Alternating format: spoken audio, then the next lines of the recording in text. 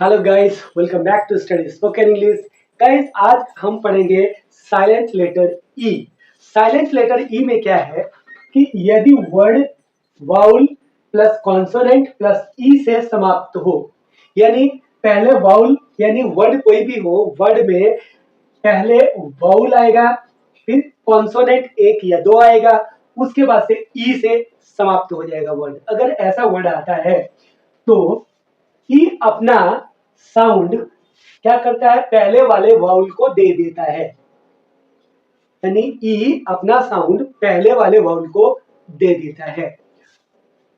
पहला वाउल का साउंड लंबा हो जाता है।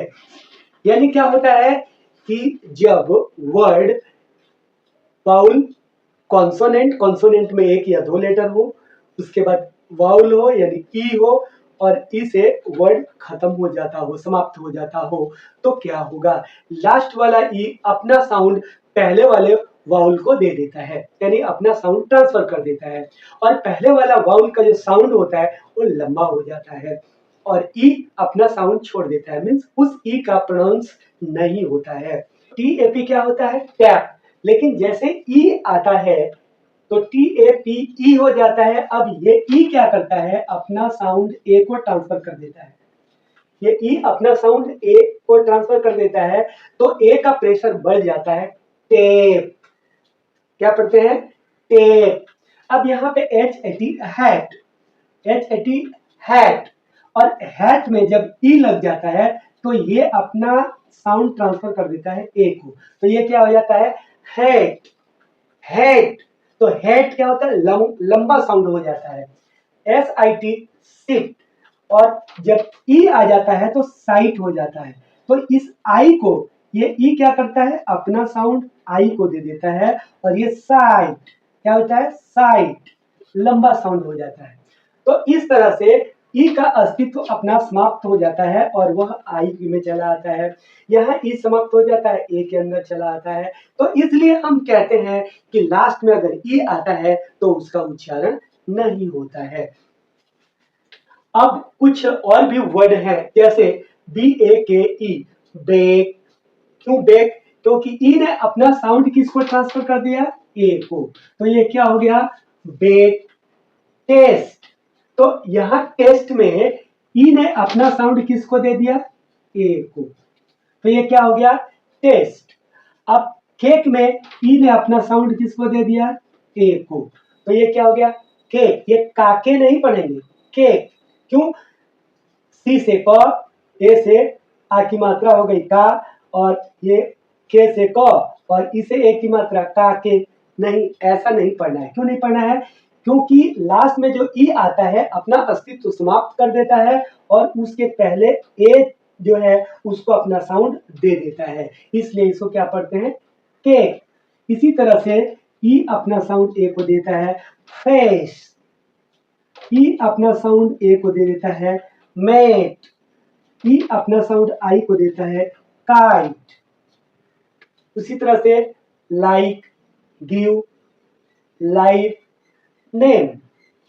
तो इस तरह से आप पाएंगे कि ई लेटर लास्ट में साइलेंट हो जाता है। क्यों साइलेंट होता है, क्योंकि अपना साउंड वो पहले वाले वाउल को ट्रांसफर कर देता है। लेकिन यह नियम लागू नहीं होता है, कहाँ, जहां पे सिर्फ एक ही ई आए। अगर किसी वर्ड में एक ही ई आता है तो उसके पहले तो कोई दूसरा वाउल है नहीं, तो ये ई अपना साउंड किसको देगा, यानी उस स्थिति में यह नियम लागू नहीं होता है। जैसे हमने लिखा ही, शी, बी, वी, दी, तो आप देख रहे हैं कि ही, सी, डी, वी, दी, इन सब वर्ड के साथ यह नियम लागू नहीं होता है। इसलिए नहीं होता है कि इसमें सिर्फ एक ही वाउल है और दूसरा वाउल नहीं है, तो ये अपना साउंड किसे ट्रांसफर करेगा, इसलिए ये नियम लागू नहीं होता है। लेटर ई साइलेंट रहता है जब वह रेगुलर वर्ब के पास्ट फॉर्म में आता है, जहां वह ईडी से समाप्त होता है। अगर ईडी से समाप्त होता है तो रेगुलर वर्ब है और पास्ट टेंस है, ये फुलफिल होता है तो वहां पे ई का उच्चारण नहीं होता है। जैसे आपने देखा कि आस्क में ईडी से समाप्त होता है, ये वर्ड ईडी से समाप्त होता है, इसलिए इस ई का उच्चारण नहीं होता है, आस्क्ड पढ़ा जाता है। लुक्ड में आपने देखा ईडी से समाप्त होता है, इसलिए ई को नहीं पढ़ते हैं, इसको लुक्ड पढ़ा जाता है।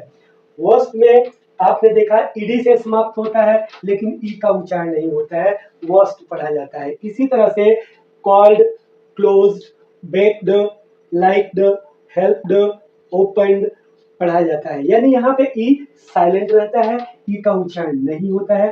सिचुएशन होता है कि वर्ब रेगुलर वर्ब होना चाहिए और उसका पास्ट फॉर्म होना चाहिए, ईडी से समाप्त होना चाहिए। ये 3 कंडीशन फुलफिल होता है तो वहां पे ई का उच्चारण नहीं होता है।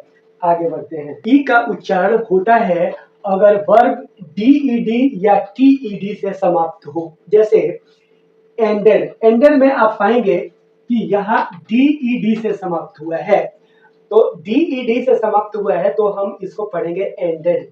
अब यहाँ भी देखिए इंक्लूडेड, इंक्लूडेड में डीईडी से समाप्त हुआ है, इसलिए हम इस ई का उच्चारण करेंगे इंक्लूडेड।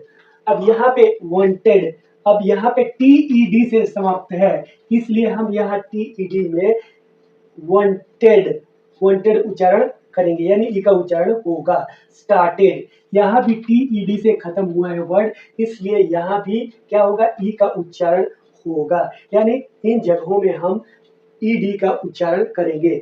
अगर वर्ड टीईडी या डीईडी से समाप्त होता है तो हम यहाँ पे ई का उच्चारण करेंगे, यानी यहाँ साइलेंट नहीं रहेगा। गाइस, आप बने रहेंगे वीडियो के साथ और फिर मिलते हैं हम एक नए वीडियो के साथ। प्लीज आप वीडियो को लाइक और सब्सक्राइब करना ना भूलें। हाँ, बेल आइकन जरूर प्रेस कर लीजिएगा ताकि हर वीडियो का नोटिफिकेशन आपको मिलता रहे।